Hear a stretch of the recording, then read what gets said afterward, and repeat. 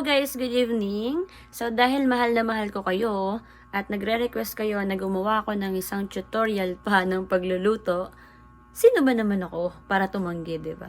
So ito na nga, gagawin na natin. Let's go! At syempre, pinakaunang first step ay bumili ka muna ng hotdog. Paano ka makakaluto kung di ka bibili? Mindset ba?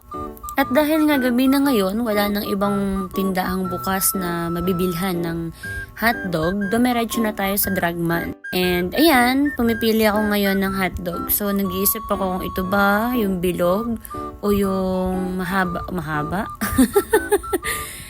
Hoy, utak mo, Beshi. Bad yan ha? So ayan na nga, after 10 years, nakapili na rin ako. Syempre, basta hotdog, tender juicy. Ayan, hinugasan ko muna. Kasi wala lang. Trip ko lang. Bakit ba? Paki mo. Yan. First step, ihiwalay mo na yung puti sa dikolor. Tapos ibabad mo ng 30 minutos para malambot na. Medyo ka. Baka nilagang ano yan. Nilagang Ayan. Pag malambot na, pwede na nating hiwa-hiwain. O yan.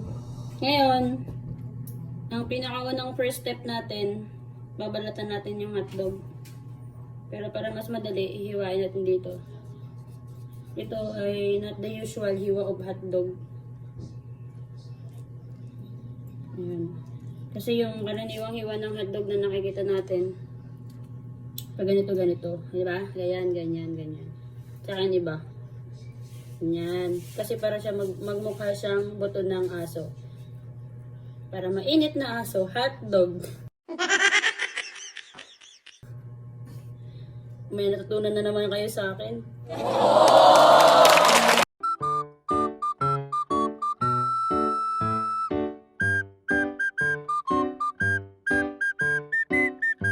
Bayan kasi basic lang ng pritong hotdog, di pa kayo marurunong. Nagre-request pa kayo ng tutorial. Ano ba naman yan? Parang di kayo nag-grade 2. Yan, so inaantay lang po magkulo yung tubig. Kasi nagpakulo kami ng tubig. Tataka kayo, hindi yan para sa hotdog, pang kape yan. Believe ka na naman.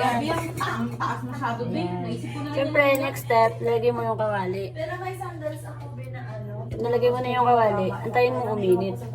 Ang ulo ko, charis.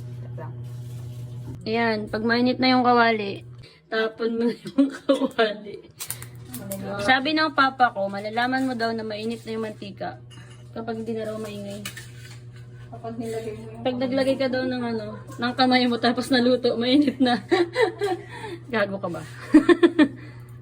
Ayan, testingan natin. Let us try. Lumalaban pa siya, guys. Ibig sabihin, hindi pa siya mainit. Ganon. Ilalagay na natin yung hotdog. Kaso natatakot ako.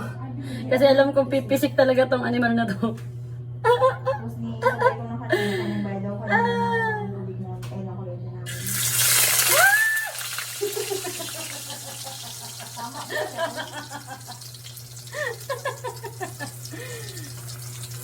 Lumalaban kasi ng to. Ayan. Tapos iikot-ikotin mo ng ganyan. Nalulay mo lang. So ito yung sasabi ko na parang buto ng aso, hotdog. O diba? Magmumukha siyang buto ng aso. Yay! Mainit na aso, hotdog. Ganun. Ayan.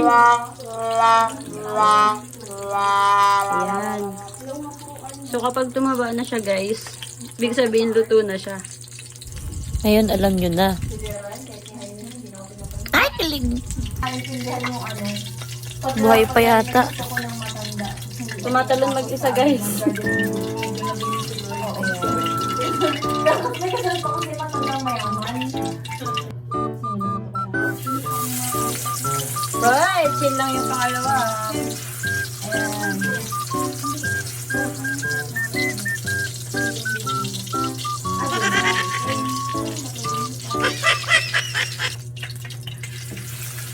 Push. Ay, puti. Sorry po. Hindi pa ako sumamba. Ligtas. Buti na lang. Nila. Oo nga pala. Kala ko Sabado na ngayon, Linggo pa lang pala. Ah? Ay. Yes, pala. Sorry lang. Nakadamang sila ng buhay.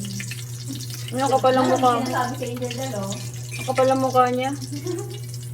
Hindi pa kami hindi pa kami magkakilala. Talagang sira ng buhay niyan.